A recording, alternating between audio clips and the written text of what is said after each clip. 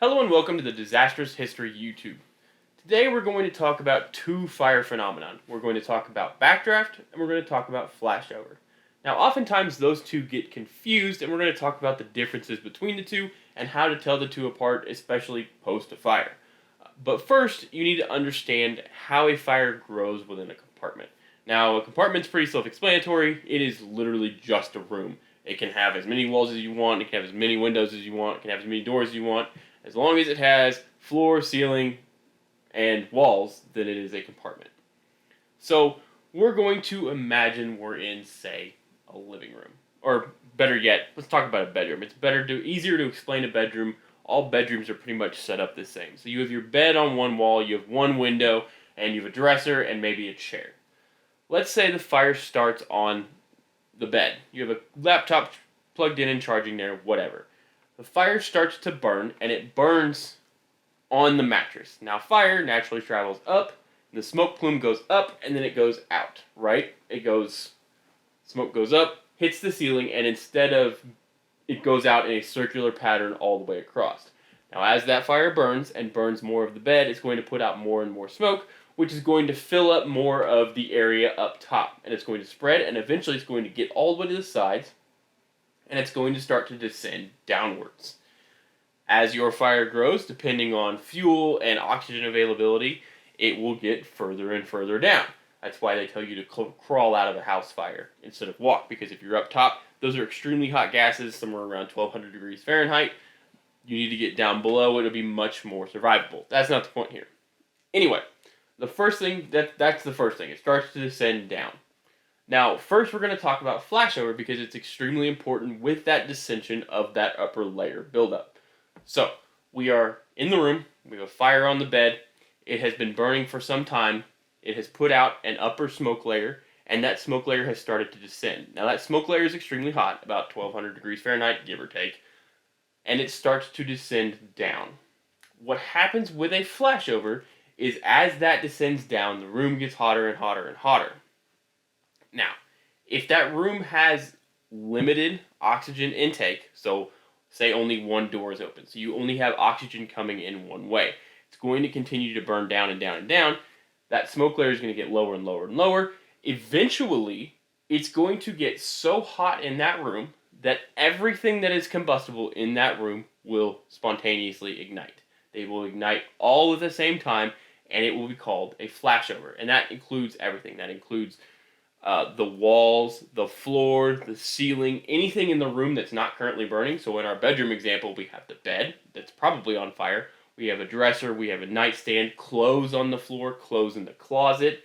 It's also burning all of that soot that is in the smoke, because smoke is just unburned material from whatever is burning. All of that soot is also burning. It is literally a giant room of fire. Now, how does that happen? What you have to understand about fire is that it's not actually burning the solid material.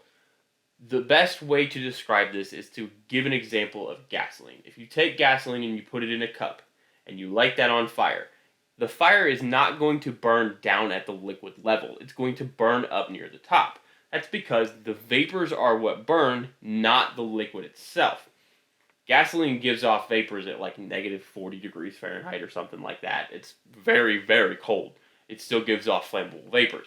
So, whatever that temperature has to be to give off vapors, that's what it will burn. So if you have a piece of wood, in order for it to continue to burn that wood, it has to raise the temperature of the wood enough that it starts to vaporize the actual material itself and burn that vaporized material. So if you watch, say, a campfire or a fire in your wood-burning fireplace, if you look extremely closely, the flames aren't actually on the wood. They're just ever so slightly above it, burning the actual vaporized material of the wood.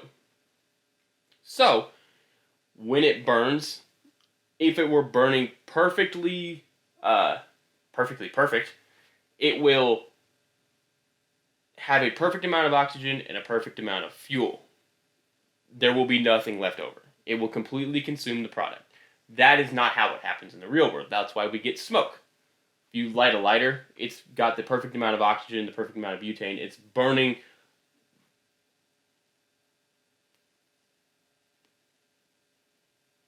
if you take a lighter, it's got the perfect amount of oxygen, it's got the perfect amount of butane, it's burning completely clean. It's not inefficient. Wood burning is extremely inefficient because there's generally not enough oxygen, and it's creating soot particles that are escaping the fire and not burning. So that smoke that's descending down, that eventually ignites when it reaches that temperature, or whatever the auto ignition temperature is, all of that is igniting at the same time. It's literally, a flashover is literally a room of fire. Now, some ways to look for signs of flashover. There's, if you were in a room that is getting ready to go flashover, you're going to have a bad time. But there are some signs that tend to possibly indicate that a flashover is coming. Now, one of the big things that firefighters often look for is called the fingers of fire. It literally looks like across the ceiling, looks like the fire is reaching out fingers across the ceiling, and it's just rolling across the ceiling. It's almost like reaching like this and pulling back and going out and pulling back. It's pretty cool, kind of eerie, pretty cool. One of the other pretty obvious examples of there being a flashover coming is that it will be extremely hot. It'll start to melt if you're in the fire. If you're a firefighter, it'll start to melt your face piece. You'll start to see bubbles form. That's an indication that it is hot and you need to not be there. There isn't really a good way to fight flashover. Once it's started, there's no good way to fight flashover. If you're in a room that is getting ready to flash over, you need to evacuate as quickly as possible, or you will be cooked. Literally cooked. In order to prevent a flashover from occurring, they tend to cut holes in the roof. If there's a hole in the roof, then all of that smoke that's building up has a place to get out. So when you see firefighters fighting a house fire and they get up on the roof and they cut a hole in it, they are hoping to vent those gases inside to prevent flashover from occurring. That brings us to our next topic, Backdraft. Now, we're not talking about the terrible movie Backdraft. I absolutely hate that movie. We are talking about the actual fire phenomenon, a backdraft. Now, what a backdraft is essentially an explosion. How it occurs is different than a flashover. They often get tossed around back and forth. If you pay attention to like news reports, they'll get back and forth. They'll say, "Oh, this fire backdraft. It didn't backdraft. It flashed over."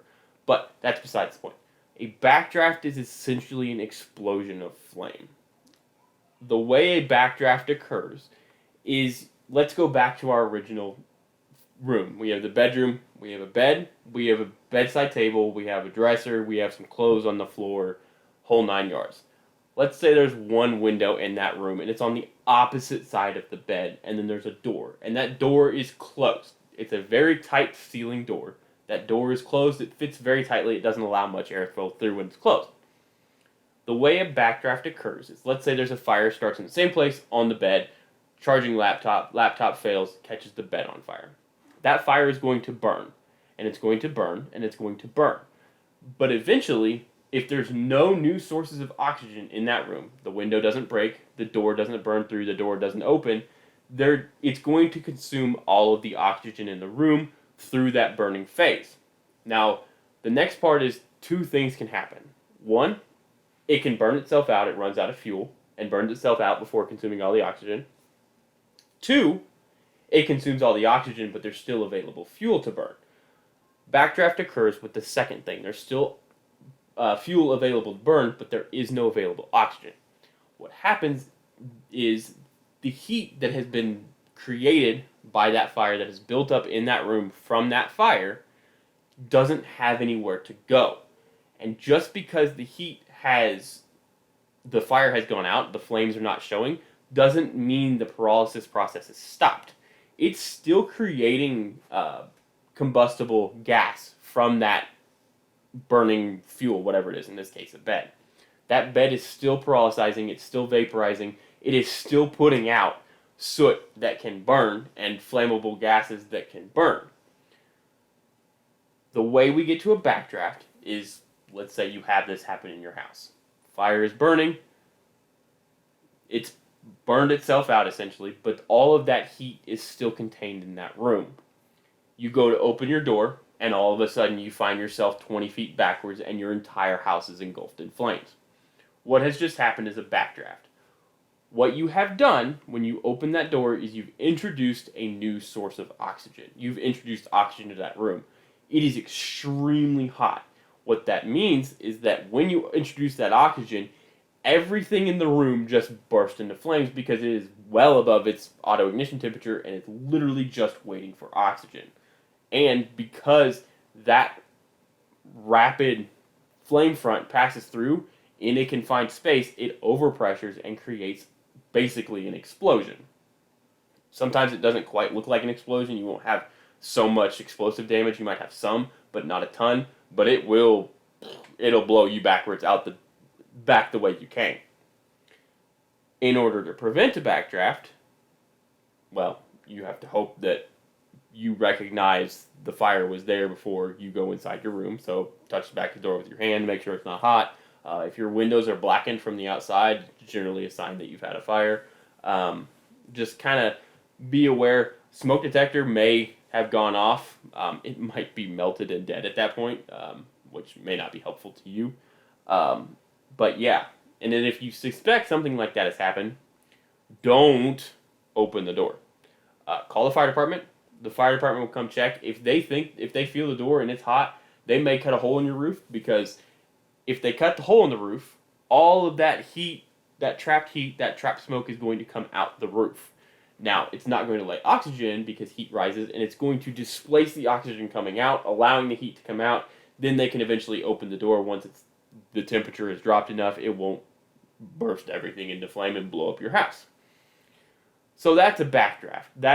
They are two very different things. A backdraft tends to be more explosive, cause more damage, and they are significantly more rare because, well, let's face it, houses aren't always built the best, so they're not usually airtight, and that's one of the requirements you need for a backdraft, is you need to be able to consume all of the oxygen in the room, but still have available fuel to burn. Flashover can happen almost in any room. Now, it kind of depends on how much windows you have, how many windows you have, the available oxygen. If you have too many openings, it won't flash over because it allows enough heat to escape. So the more windows you have, the more heat can escape, the less chance you have a flashover. Like in America, United States, there are a lot of open floor plan houses. So those open floor plan houses generally don't tend to flash over because you need so much heat in that giant space, and there's a lot of area for the smoke to spread, so it tends to not flash over. You tend to get flashovers more in bedrooms because they're well confined and you don't have to have as much heat and smoke. Those open floor plans have all those windows and all those doors for the heat to be able to get out, and it just requires one window breaking to get enough heat out to prevent it from flashing over. So yeah, and then backdrafts are going to be more common in houses that are more cordoned off. So I know in the UK there's a lot of there's doors between the kitchen and the living room, and the living room and the hallway, and the hallway and the bedrooms, and all of that has doorways off. Those are going to tend to have more backdrafts. They're still really difficult to get just because you have to have the perfect conditions in order to do so and not have drafty room or whatever.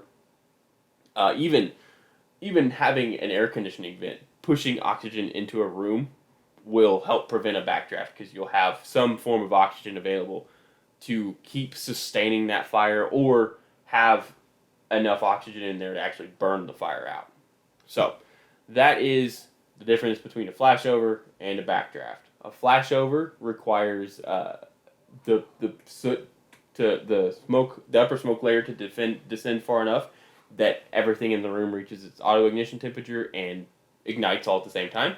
And a backdraft requires all of the oxygen in a sealed room to be consumed, but still have fuel available to pyrolyze and create more heated gases and ignitable gases in the air. Keep the heat in there. When a new oxygen source is introduced, it goes